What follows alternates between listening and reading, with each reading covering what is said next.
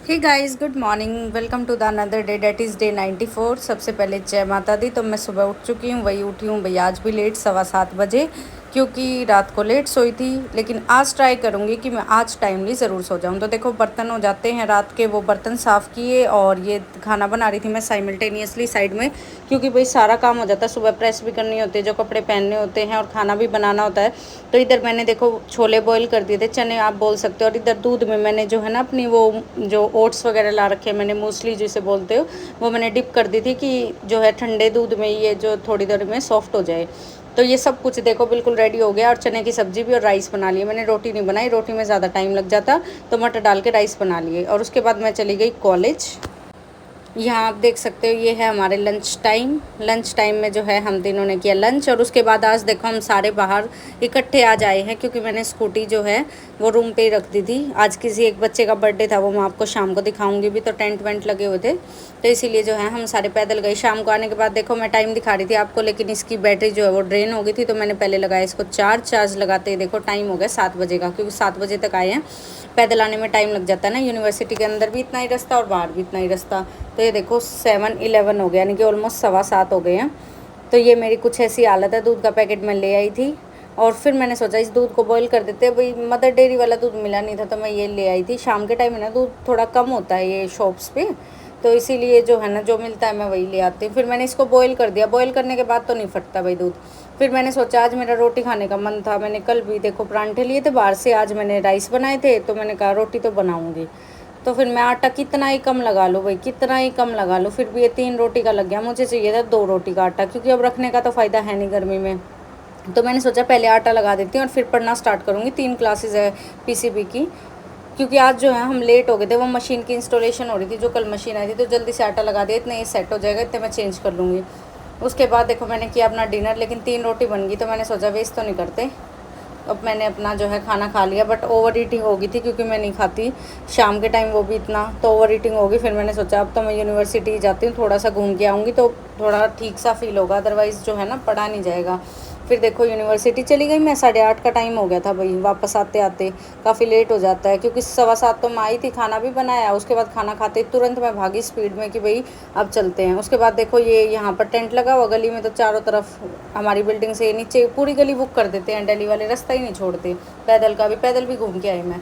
फिर आते ही देखो मैंने ली अपनी क्लास भाई, ऑर्गेनिक केमिस्ट्री। तो सच बताऊँ ना, बहुत ही वैसी है, मैं तो घबरा ही जाती हूँ इसको देख के। तो एक तो मेरी भी केमिस्ट्री ऑर्गेनिक वाली इतनी वीक सी है, इलेक्ट्रॉन इधर उधर मैकेनिज्म इनके और नेमिंग रिएक्शन पढ़ा हुआ तो सब कुछ मतलब रहता है कि भाई पढ़ रखा है, लेकिन याद कम रहता है। इसको रिवीजन की बहुत ज़रूरत है। बाकी तो जो है फिज़िक्स और बायो मतलब ठीक है। फिज़िक्स तो खैर इतनी नहीं पढ़नी पड़ती, क्योंकि वो अपना सब्जेक्ट हो जाता है, हर किसी की अपने सब्जेक्ट में कमांड होगी।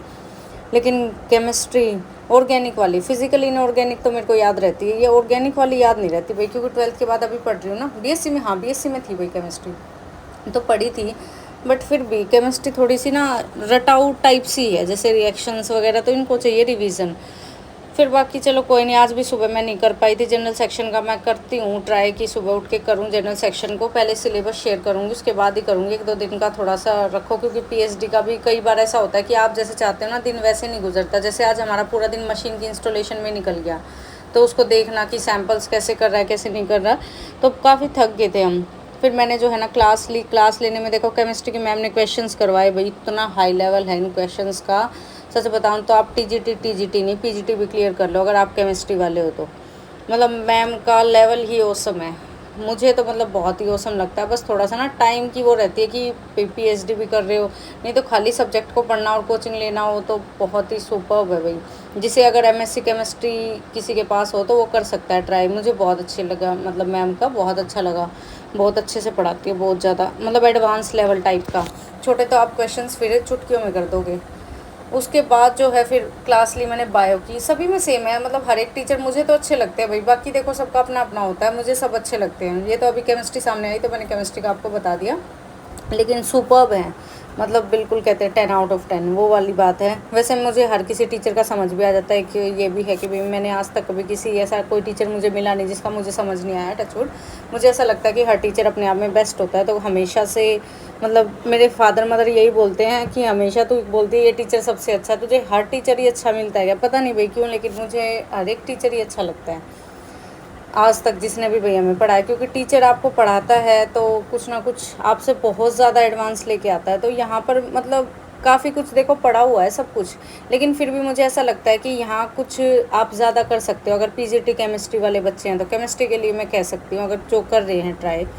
बाकी यहाँ पे मैम ने क्वेश्चंस करवाए थे 10 या 12 ही क्वेश्चन हो पाए थे 1.5 घंटे में, लेकिन मैम ने इतना एक्सप्लेन कर दिया इनको कि नहीं में से क्वेश्चंस बहुत ज़्यादा बन जाएंगे। तो मैंने केमिस्ट्री की क्लास कंप्लीट की। इस क्लास को लेते लेते भाई बज गई 10:30। 10:30 होने के बाद फिर मैंने सोचा बायो की क्लास शुरू कर लेती हूँ। PDF अभी आए नहीं थे क्योंकि शाम को जो है 6:30 से 8 बजे तक क्लास होती है लाइव बायो की।